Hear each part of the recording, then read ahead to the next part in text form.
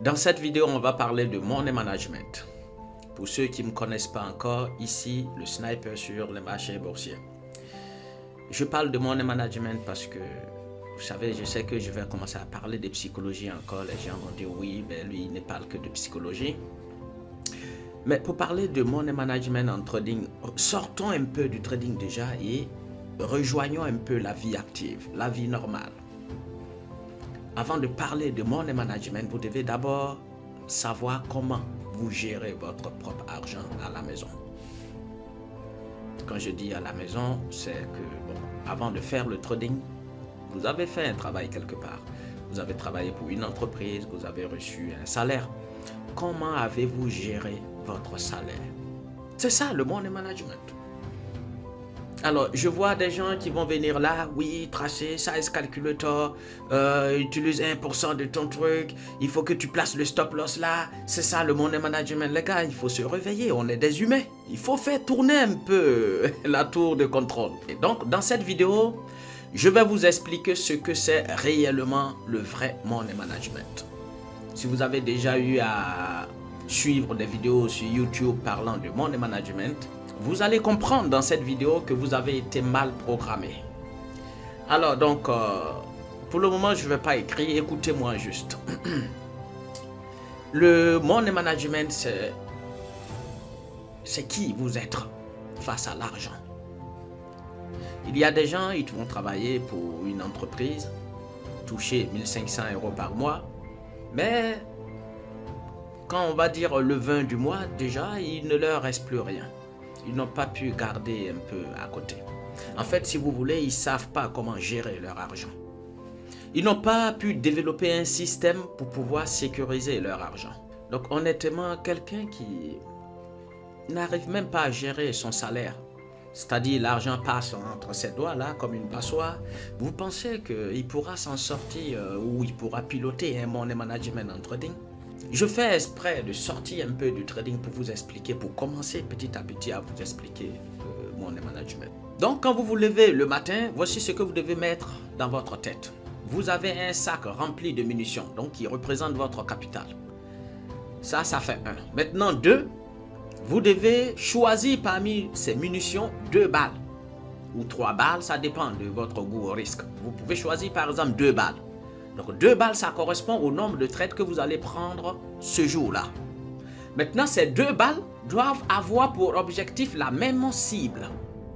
La même cible, c'est quoi? C'est votre configuration de trading. Vous vous êtes mis en tête, par exemple, que si moi je sais que si à une résistance, le prix casse, ou soit à un support, le prix franchit le support, je rentre pour acheter ou soit pour vendre. Eh bien, vous devez respecter cette configuration. Pour ceux qui suivent le plan caméléon, vous comprenez très bien vos points d'entrée.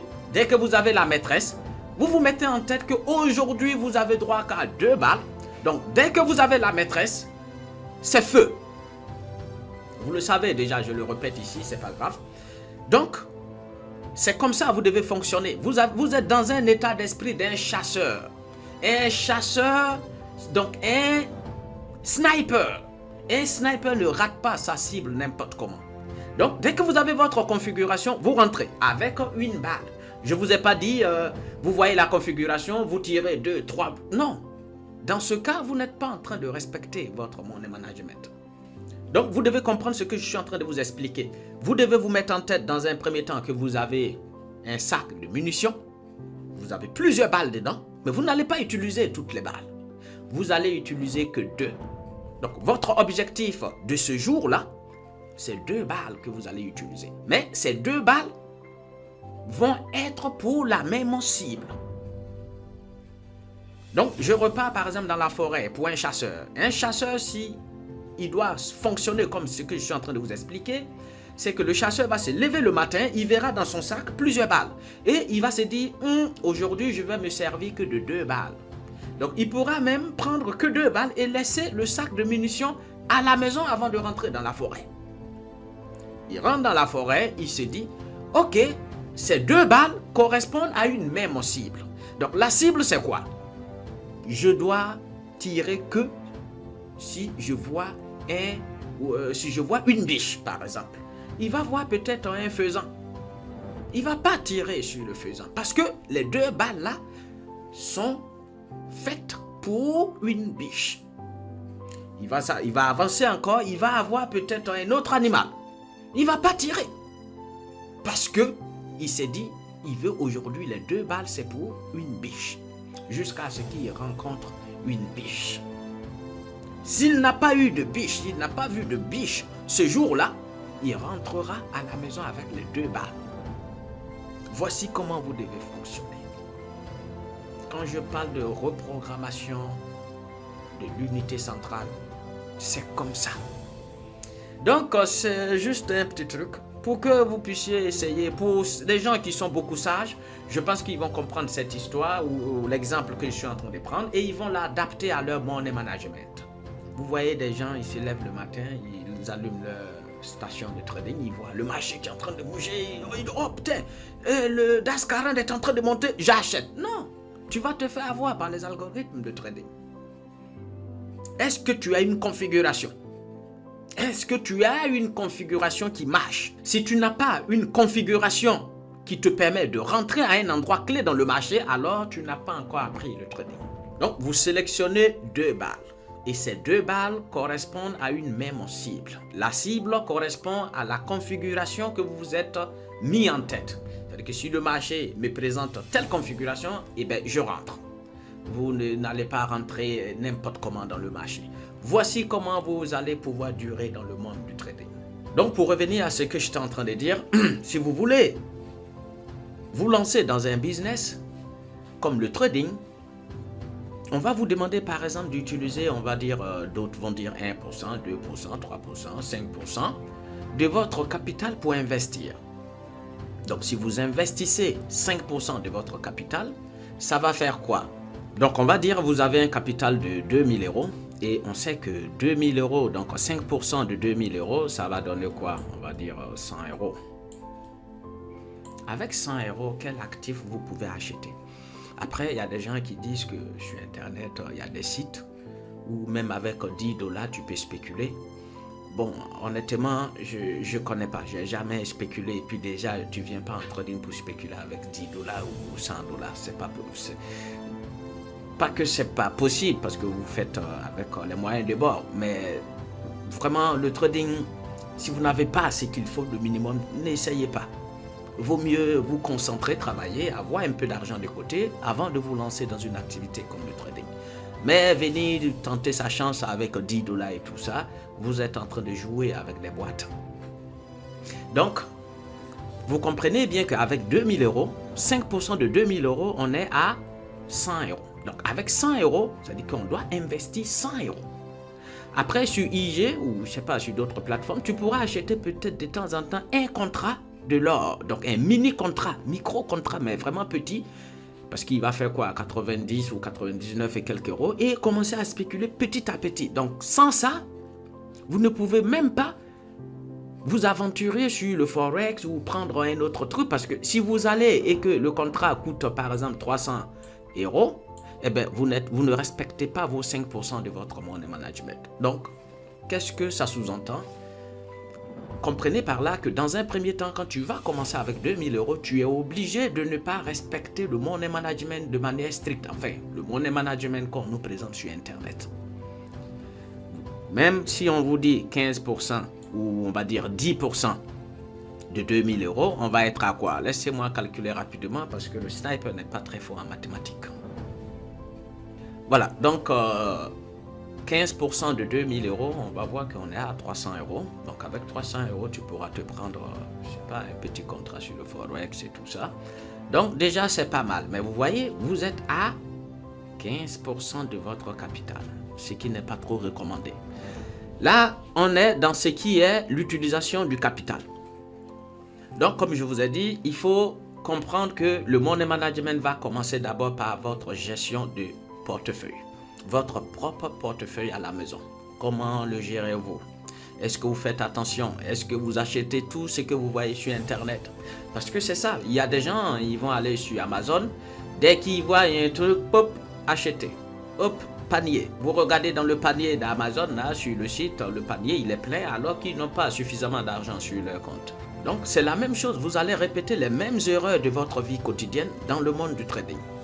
Si vous êtes le genre de personne à tout acheter, parce que tout brille sous vos yeux, eh bien, quand vous allez venir dans le trading, vous allez voir le marché du DAX 40, par exemple, qui est en train de monter. Ah bon, pop, allez, il faut que j'achète. Je ne veux pas rater cette opportunité. Vous allez voir le pétrole qui est en train de couler. Hop, je vais vendre parce que, oui, je vais choper cette opportunité. Vous allez voir. Donc, il y a tout ça. Vous allez répéter la même chose, ou soit la même chose. C'est-à-dire que ce que vous faites dans votre vie active va vous rattraper dans le trading à un moment donné. Donc, comprenez bien que tout est question de programmation de la tour de contrôle. Donc, la gestion du risque, il y a des abrutis. Donc, ouais, bon, faut pas dire abrutis.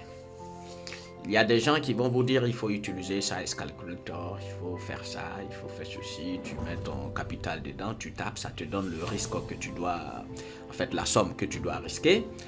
Donc la plupart des gens vont vous dire de risquer donc 1% de son capital. C'est très beau, mais je vais vous poser une question un peu technique. Le Size Calculator va te dire où mettre ton stop loss. Parce que si je calcule avec mon Size Calculator, par exemple, de 2000 €, je n'écris pas bien, désolé, avec 2000 €, si mon Size Calculator me dit, je vais risquer 1% de mon capital comme perte, je me retrouve par exemple à 20 €. Maintenant, le marché bouge. Le marché bouge, on est en tendance haussière. Vous comprenez un peu? Et là, je décide de rentrer à cette cassure-là. Parce que c'est ce qu'on apprend tous. Hein? Là, je décide de rentrer à cette cassure pour acheter. Et mon Size Calculator me dit, ben, en fonction des 1% de ton capital que tu dois risquer, ton stop loss doit être ici. Regardez-moi très bien et puis soyez vraiment honnête. Est-ce que c'est le meilleur endroit pour placer mon stop loss là?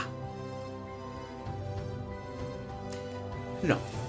La réponse c'est non parce que je ne peux pas placer mon stop loss là parce que j'ai peur de perdre plus de 1% de mon capital. Donc soit si je suis vraiment sérieux et que je veux respecter le Size Calculator, dans ce cas je ne rentrerai pas ici. Pourquoi je ne rentrerai pas là? Parce que si je dois prendre en considération le risque que je dois, donc les 1%, si je rentre là, les 1% m'obligent à mettre mon stop loss ici. Donc, dans ce cas, si je rentre, parce que je sais très bien que le stop loss, il est très mal positionné. Il n'est pas dans un endroit stratégique. Il n'est pas positionné à un endroit clé. Donc, ce que je vais faire, je ne vais pas prendre ce trade. Alors que ce trade pouvait être bien. On a une cassure d'une résistance. Donc, tout le monde rentre là pour acheter. Mais je ne pourrai pas rentrer parce que mon stop va rester là. Pourquoi je vous dis ça? Parce que le marché... Vous devez respecter le marché. C'est le marché qui doit vous dire où mettre votre stop loss. En réalité, le stop loss, il doit être là.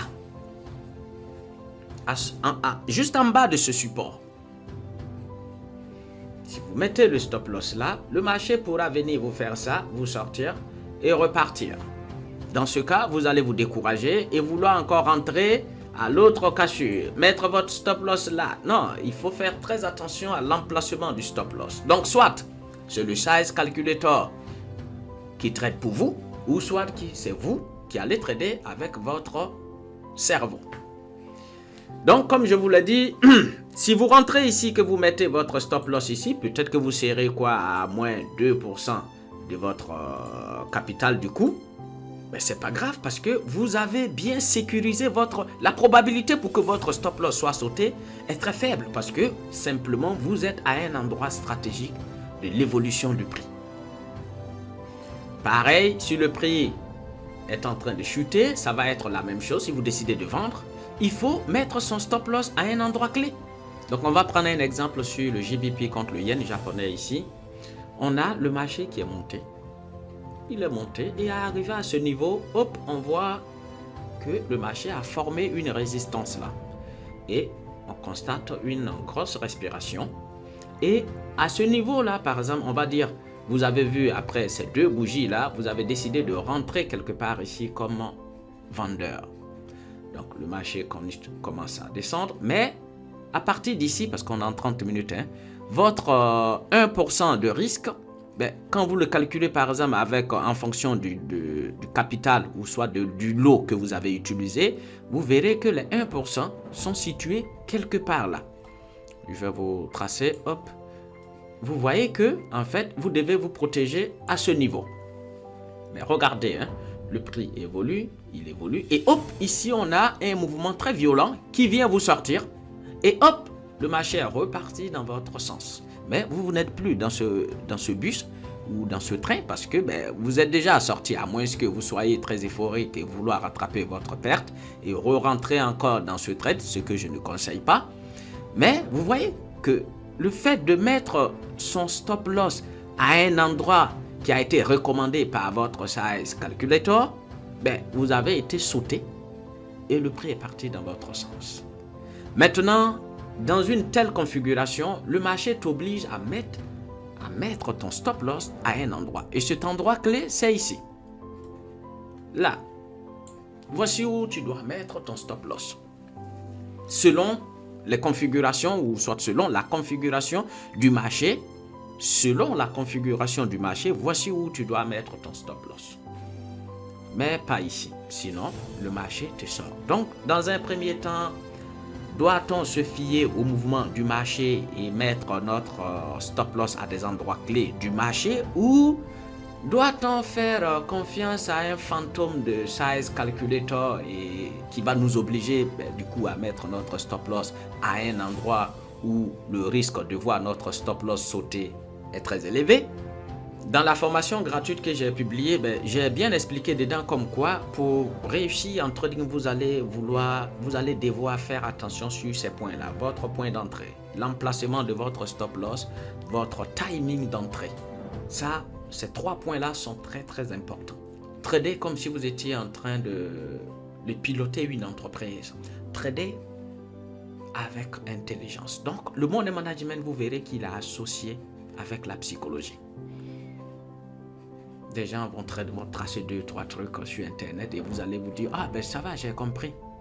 Si je trace comme ça et que je fais comme ça, ça va, on m'a dit de faire comme ça. Non, il y a quelques détails qui peuvent vous échapper. C'est pour ça, je pense qu'il est primordial à tout le monde de devenir un sniper sur les marchés boursiers.